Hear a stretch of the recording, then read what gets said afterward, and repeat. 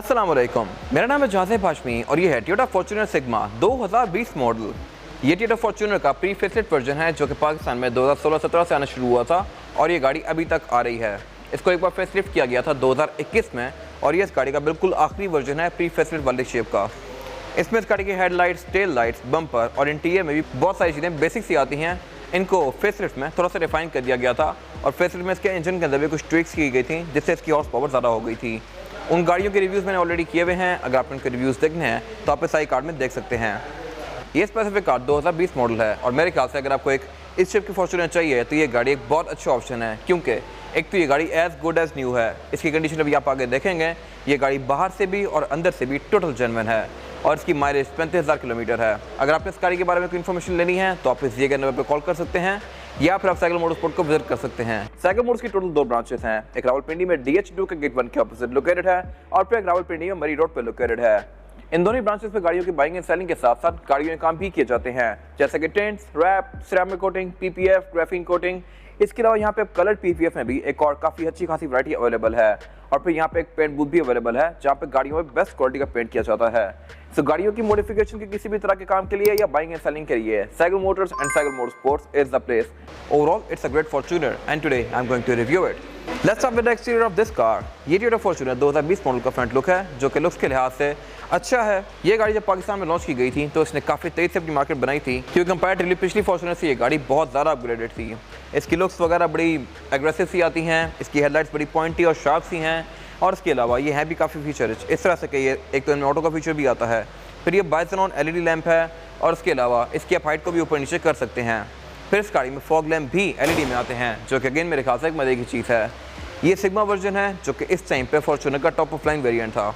अब इस गाड़ी में और बहुत सारे वेरिएंट्स आ गए हैं, GR स्पोर्ट, लेजेंडर, फिर सिग्मा आता है और फिर पेट्रोल वर्जन आते हैं, लेकिन ये गाड़ी उस टाइम पे टॉप ऑफ लाइन थी।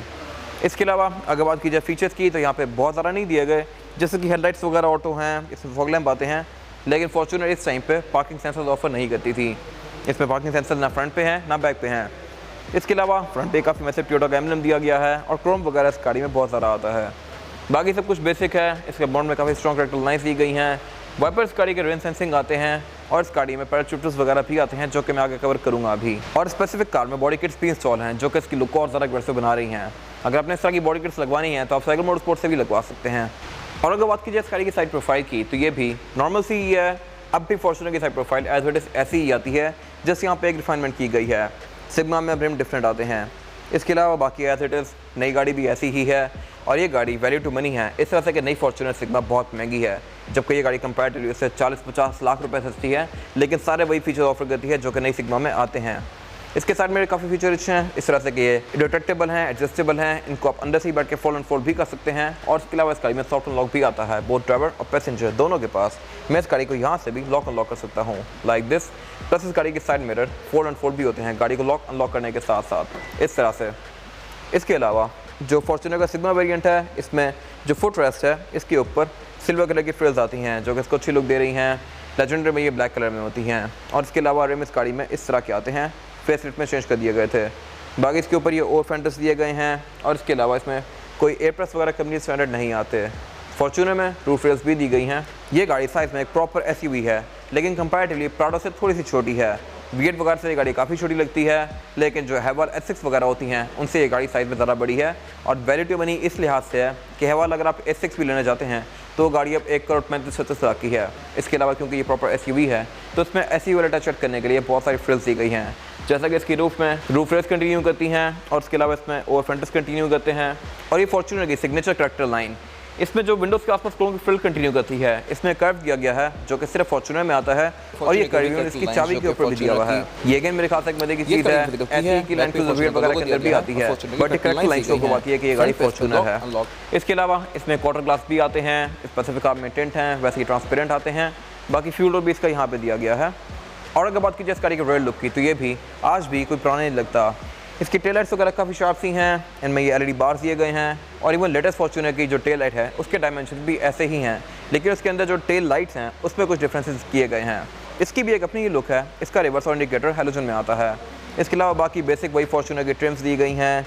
नीचे इस गाड़ी में पार्किंग सेंसर नहीं आते, नई सिग्मा में ये दे दिए गए हैं और इसके बैक पे ये एक्सटेंशन लगाई हुई है जो कि इस गाड़ी की लुक को थोड़ा अग्रेसिव बना रही है। इसके अलावा ये गाड़ी क्योंकि सिग्मा है तो इस गाड़ी में टेल गेट भी इलेक्ट्रॉनिक आता है, जिसको आप रिमोट से ओपन कर सकते हैं और यहाँ पे दिएगा ट्रंक रिलीज से भी ओपन कर सकते हैं लाइक दिस। ये चीज़ सिर्फ सिग्मा में आती है। 2.7 वाले वर्जन में ट्रंक हाथ से ओपन करेंगे आप। और इसके अलावा ये इस गाड़ी की ट्रंक कैपेसिटी, ये गाड़ी क्योंकि 7 सीटर है तो इसमें ये 3rd रो सीट्स भी दी गई हैं। इनको फोल्ड करके आप इस गाड़ी की ट्रंक कैपेसिटी को और ज़्यादा खुला बना सकते हैं और अनफोल्ड करके आप यहाँ पे 2 और लोग बिठा सकते हैं। स्पेसिफिक कार में जो ये 3rd रो सीट्स हैं ये साइड्स पे फोल्ड होती हैं, जबकि प्राडो वगैरह में इसी मॉडल में भी इवन 2015-16 में भी सीट सिंकिंग आती थी, यानी कि वो फ्लोर के अंदर ही फोल्ड होती हैं और उसकी वजह से इस गाड़ी की ट्रंक कैपेसिटी थोड़ी ज़्यादा खुली हो जाती है। पर इस कार में इवन 2023 में भी ये सीट्स साइड पे फोल्ड होती हैं, जिससे इस गाड़ी के ट्रंक का स्पेस जो है ये थोड़ा कॉम्प्रोमाइज़ होता है। बाकी इस गाड़ी की सेकंड रो सीट्स भी फोल्डेबल हैं, जिनको फोल्ड करके आप इस गाड़ी की ट्रंक कैपेसिटी को और ज़्यादा खुला बना सकते हैं और इसकी ट्रंक की हाइट को भी आप एडजस्ट कर सकते हैं, जिसकी गाड़ी मैंने ऑलरेडी बनाई हुई है और वापस आई कार्ड में देख सकते हैं। ट्रंक को बंद करने के लिए एक यहाँ पे बटन दिया गया है और उसके अलावा इस गाड़ी की ट्रंक पे ऊपर एक स्पॉइलर भी आता है, जिसके अंदर एक ब्रेक लैम्प भी दिया गया है और इस गाड़ी के बैक पे ये विंडशील्ड वॉशर भी आता है वाइपर के साथ। तो ये मेरे ख्याल से अच्छी चीज़ें हैं।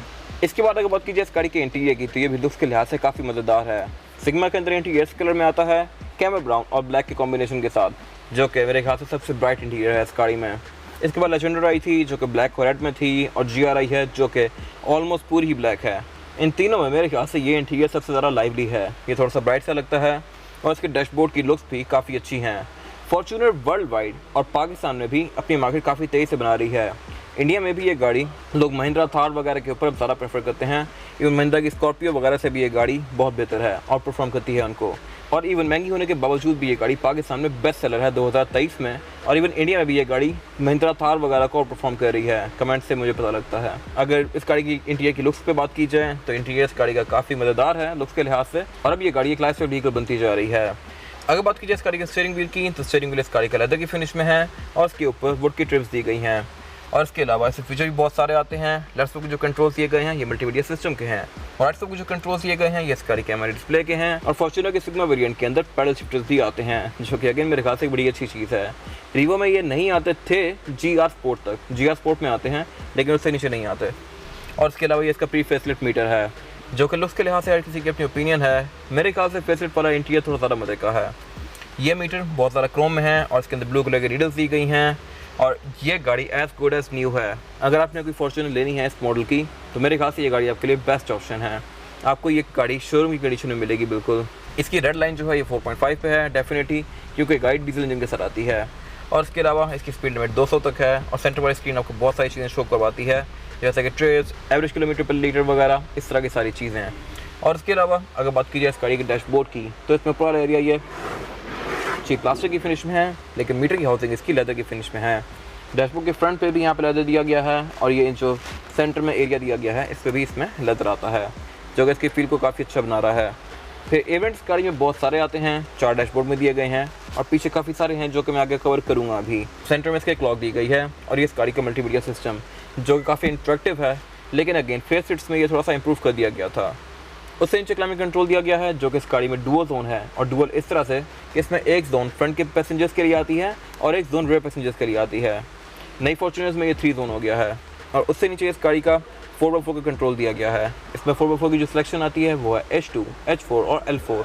H2 यानी 4x2 और गाड़ी हाई गियर्स में जाएगी, H4 यानी 4x4 और गाड़ी हाई गियर्स में जाएगी और L4 4x4 और गाड़ी लो गियर्स में रहेगी। ये मैक्सिमम आउटपुट के लिए होता है। 7 डाउन एसेस कंट्रोल दिया गया है, 3 ब्लैंक स्विचेस हैं और उससे नीचे 2 कप होल्डर्स दिए गए हैं। उससे पीछे इस गाड़ी का गियर लेवर दिया गया है। गियर लेवर इस गाड़ी का नॉर्मल सही है, इसको आप मैनुअली भी चला सकते हैं लाइक दिस। और इसके साथ यहाँ पे ये इसके कुछ ड्राइविंग मोड्स दिए गए हैं।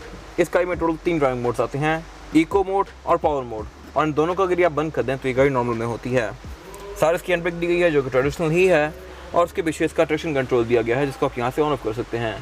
फिर यहाँ डिफरेंशियल लॉकिंग भी दिया गया है, 2 और ब्लैंक स्विचेस दिए गए हैं। अगर आप इस गाड़ी में कुछ आफ्टर मार्केट लेके लगवाते हैं तो उसका स्विच आप यहाँ लगवा सकते हैं। उसके पीछे सेंटर कंसोल दिया गया है जो कि नॉर्मल सही है और इस गाड़ी में ग्लव कंपार्टमेंट भी दिया गया है और इस ग्लव कंपार्टमेंट के अंदर इसका कूल बॉक्स आता है। ये अगेन मेरे ख्याल से एक मजे की चीज़ है। फिर नीचे एक ड्रॉ दी गई है और ये इस गाड़ी की सीट्स जो कि पूरी लेदर में है और ये सिंगल ही कलर में है, इसमें कोई कॉम्बिनेशन फॉलो नहीं किया गया। इसके अलावा इसके डोर्स के अंदर भी यही लेदर कंटिन्यू करता है। इसके अंदर ये सिल्वर वाले एरियाज़ दिए गए हैं। लेजेंडर के अंदर इसमें एम्बी लाइटिंग आती है। GR स्पोर्ट में ये निकाल ली गई है। ये मेरे ख्याल से एक वियर्ड सी चीज़ थी और उनके रिव्यूज़ मैंने किए हुए हैं। अगर आपने इनके रिव्यूज़ देखने हैं तो आप हमारे पेज पे देख सकते हैं। ये सारे रिव्यूज़ साइकिल मोटर स्पोर्ट्स के पेज पे भी और ऑटो पार्क पे भी अवेलेबल हैं। इसके अलावा इस गाड़ी में टोटल 6 स्पीकर आते हैं, 4 डोर्स में और 2 ट्वीटर्स, और इसके अलावा इसकी कैम लाइट्स वगैरह LED में आती हैं। सेंटर में एक सनग्लास होल्डर दिया गया है, लेकिन वर्ल्ड वाइड और इवन पाकिस्तान में भी फॉर्च्यूनर में सनरूफ ऑफर नहीं होती। ये मेरे ख्याल से थोड़ी वियर्ड सी चीज़ है। अगर इस गाड़ी में सनरूफ आ जाती तो ये गाड़ी फुल पैकेज थी, बट इसमें नहीं ऑफर की गई। और इसके अलावा इसके स्टीयरिंग में क्रूज कंट्रोल भी दिया गया है। इसके बाद अगर बात की जाए इस गाड़ी में रेयर पैसेंजर की सीटिंग कैपेसिटी की, तो ये भी यहाँ पे काफ़ी ज़्यादा स्पेशियस है। मेरे पास यहाँ पे लेग रूम का भी बिल्कुल भी कोई इशू नहीं है, और हेड रूम का भी। ये गाड़ी बैक पे अच्छी खासी स्पेशियस है। इसका फ्लोर बेड भी सेंटर से ऑलमोस्ट फ्लैट आता है, यहाँ पे ज़रा सा हम दिया गया है, और बैक पे यहाँ पे 3 लोग बहुत आसानी से बैठ सकते हैं। 4 लोग आना चाहें तो वो भी आ जाएंगे, लेकिन फिर ज़्यादा कंफर्टेबल नहीं होंगे। इसके अलावा अगर बात की जाए एमेनिटीज़ की, तो ये भी यहाँ पे काफ़ी सारी दी गई हैं। इसमें रेयर पैसेंजर्स के लिए यहाँ पे 100 वोल्ट का पावर आउटलेट दिया गया है, और उसके अलावा यहाँ पे 12 वोल्ट का चार्जिंग आउटलेट भी दिया गया है। इसके अलावा दोनों ही सीट्स के पीछे ये हुक्स आते हैं, जहाँ पर आपकी चॉपर वगैरह हैंग कर सकते हैं। फिर आप इन सीट्स को अपनी मर्जी के लिहाज से एडजस्ट भी कर सकते हैं, लाइक दिस। मैं इनको लटा भी सकता हूँ इतना पीछे तक, और इसका पोस्टर भी अपनी मर्जी के लिहाज से डिफाइन कर सकते हैं। तो सेंटर में यहाँ पे सेंटर कंसोल भी दिया गया है, और इसमें से आप 2 कप होल्डर्स भी निकाल सकते हैं, लाइक दिस। और इसके अलावा इसमें हेडरेस्ट भी 3 दिए गए हैं रेयर पैसेंजर्स के लिए। सेंटर में एक क्लाइमेट कंट्रोल की जोन दी गई है, और यहाँ पे एयर वेंट्स भी आते हैं बैक पे। ये अगेन मेरे ख्याल से एक मजे की चीज़ है। इसके अलावा बच्चों को फोल्ड करके आप इस गाड़ी की ट्रंक कैपेसिटी को और भी ज़्यादा खुला बना सकते हैं। प्लस इस गाड़ी के रेयर विंडोज़ भी सिंगल टाइप वाली आती हैं, इनको आप सिंगल टाइप से फुली रोल डाउन या रोल अप कर सकते हैं। और अगर बात कीजिए इस गाड़ी की इंजन की, तो इंजन फॉर्च्यूनर सिग्मा के अंदर 1 GD FTV आता है। इसमें 2 इंजन ऑफर होते हैं, 2.7 लीटर पेट्रोल और 2.8 लीटर डीजल। ये गाड़ी टॉप ऑफ लाइन है और डीजल इंजन के साथ आती है। और अगर बात की जाए इसके परफॉर्मेंस फिगर्स की, तो ये गाड़ी 176 हॉर्स पावर प्रोड्यूस करती है with 450 newton metre of torque, जो कि अच्छे परफॉर्मेंस फिगर्स हैं बॉडी साइज़ के लिहाज से। लेकिन फेसलिफ्ट में इसके अंदर कुछ माइनर रिफाइनमेंट्स की गई थी इसके टर्बो चार्जर में, जिसकी वजह से इस गाड़ी की हॉर्स पावर 176 से बढ़ के 201 पर चली गई थी, और इस गाड़ी का टॉर्क 450 से बढ़ के 500 पर चला गया था।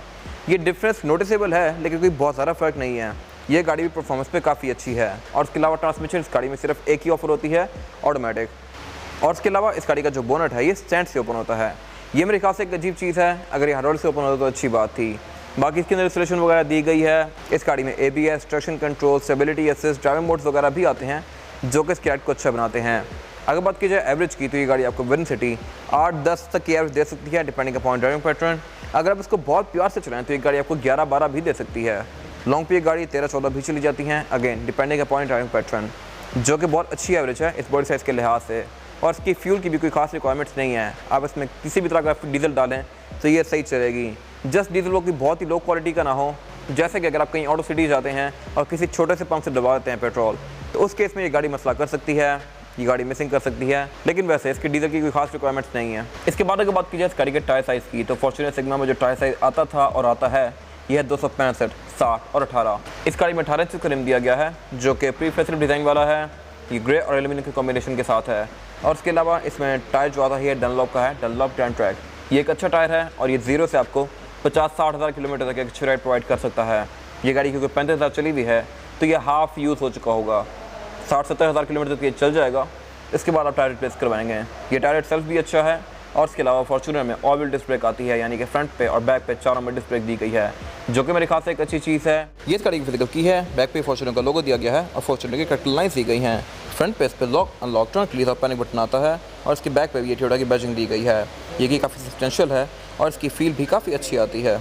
ये था आज का रिव्यू। अगर आपको रिव्यू पसंद आया तो इस रिव्यू को लाइक कीजिए, मेरे चैनल को सब्सक्राइब कीजिए, और अगर आपके पास इस गाड़ी से रिलेटेड कोई भी राय है तो उसको कमेंट सेक्शन में शेयर जरूर कीजिएगा, ताकि वो लोग जो ये गाड़ी लेने वाले हैं वो आपकी राय से फ़ायदा उठा सकें। अपना ख्याल रखिएगा। Thank you.